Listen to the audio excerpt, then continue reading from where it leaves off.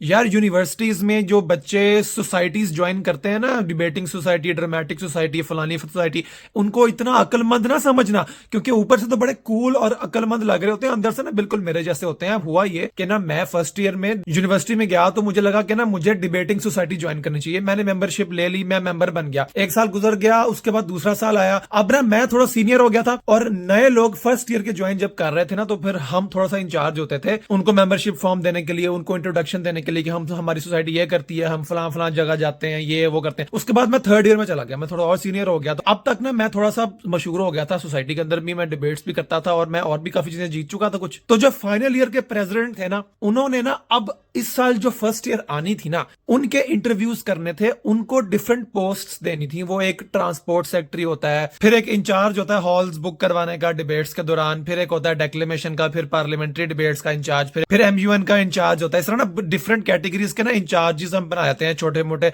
जो मजदूरी वाले काम होते हैं ना, वो हम फर्स्ट ईयर वाले को दे देते हैं। तो मेरे प्रेसिडेंट ने कहा ना कि अब तुम थर्ड ईयर में हो गए हो और लोग अब तुम्हारी इज्जत भी करते हैं, तुम थोड़ा जीत चूत भी गए, तो तुम ना इंटरव्यूज में मेरे साथ बैठ जाओ। तो मैं बड़ा खुश हुआ कि यार अब तो हमें चाहिए इज्जत। मैं जनाब इंटरव्यू में बैठा हूं प्रेसिडेंट के साथ, फर्स्ट ईयर के छोटे छोटे क्यूट से बच्चे आ रहे हैं डरे हुए।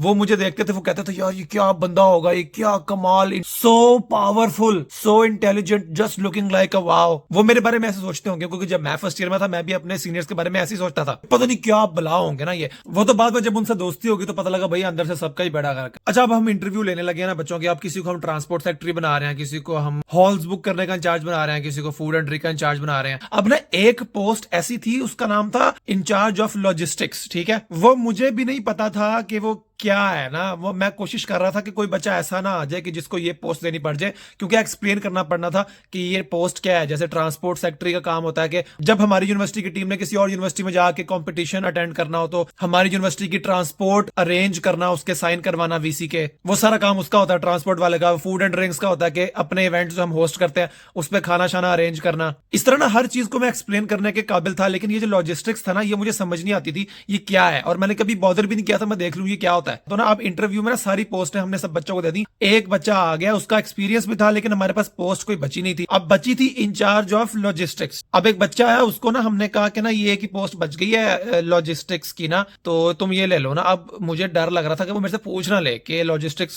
क्या होता है। उसको क्या पता होना था, वो तो फर्स्ट ईयर में था। उसने मेरे से पूछ लिया, मेरी तो अब परेशानी से बिल्कुल ना पेशानी मेरी पसीनेदार हो गई। मैं अब सोच रहा हूँ कि मैं लॉजिस्टिक्स, अब मैं गूगल करूंगा इसके सामने तो इसको पता लग जाएगा कि भाई कितने डम है, मेरे से 2-3 साल सीनियर हैं, इनको ये नहीं पता कि ये क्या पोस्ट दे रहे हैं, इनको फिर सोसाइटी में होने का हक ही नहीं होना चाहिए। अब उसने पूछा भाई ये लॉजिस्टिक्स का मैं इंचार्ज बन जाता हूँ, लेकिन लॉजिस्टिक्स वाले ने करना क्या होता है। अब मैं ना सोच रहा हूँ कर रहा हूँ प्रेसिडेंट भाई हमें देख रहे हैं कि हम एक्सप्लेन करेंगे, और ना मैं बोलना चाह रहा हूँ लेकिन मुझे कुछ समझ नहीं आ रही, मैं गलत ना बता दूं। अब लॉजिस्टिक्स, अब मेरे जहन में चल रहा था कि ना लॉजिस्टिक्स, अब डिबेटिंग सोसाइटी है तो लॉजिक से निकला होगा, क्योंकि डिबेटिंग सोसाइटी में तो सारे लॉजिक से बात करते हैं, सारे डिबेटर्स होते हैं, सारे बहस मुबाहसे से कोई लेना देना होगा। इसका मतलब डिबेट हो रही है, एक हस्बे मुखालिफत होगी, एक हस्बे मुवाफिकत होगी, प्रोपोनेंट्स ओपोनेंट्स एक टॉपिक होगा, और लॉजिक के साथ जो बात करता है ना वो लॉजिस्टिशियन होगा, या वो उसको लॉजिकल नहीं कहते थे मैं सोच रहा था, लेकिन फिर मैं सोचा यार ये कोई ऐसा बंदा होगा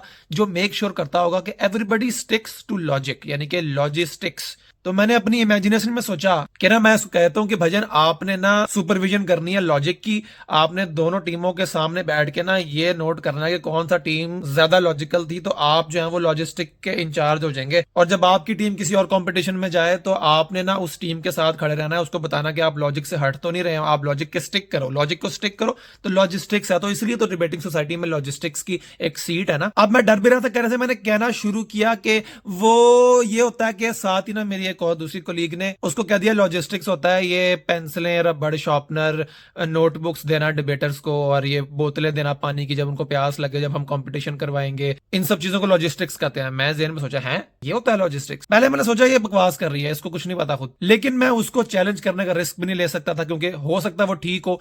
तो मैंने ना चुप करने में ही अक्लमंदी समझी। तब तक उसको मैंने पोस्ट दे दी थी और मैं ना चुप करके करके ना कि कुछ नहीं हुआ, मुझे कुछ फर्क नहीं पड़ा। मैं कमरे से बाहर गया हूं, मैंने ना गूगल पे देखा तो वाकई बाकी लॉजिस्टिक्स होता है, ये सारा मैनेजमेंट का प्रोसेस और रिसोर्सेज को इकट्ठा करना और डिलीवर करना।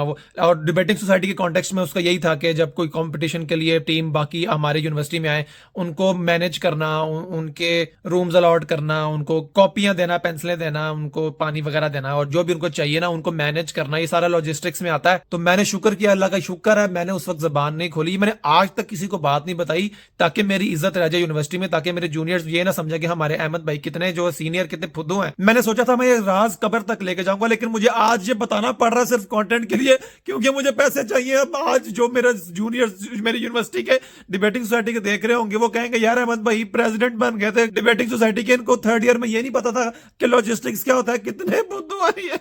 लेकिन आई एम सॉरी गाइस, अगर आप लोग अपने सीनियर्स को बहुत रोल मॉडल समझते हैं ना और कहते हैं यार ये बहुत कूल है, पता नहीं कैसे कर रहे हैं जो ये कर रहे हैं, यकीन करें अंदर से वो भी काफी चीजों में स्टूपिड होते हैं, और मैं उसकी सबसे बड़ी दलील हूं। इसलिए मैंने बताना था कि जब यूनिवर्सिटी में आओ और किसी सोसाइटी को ज्वाइन कर लेकर इंटरव्यूज में बैठो, और जो आपका इंटरव्यू ले रहा हो अगर आपने उसको इतना सर पे चढ़ा लेना है, पता नहीं क्या बला है ये जो ये कहेगा वो बिल्कुल सही होगा, तो फिर इधर ना आना यार।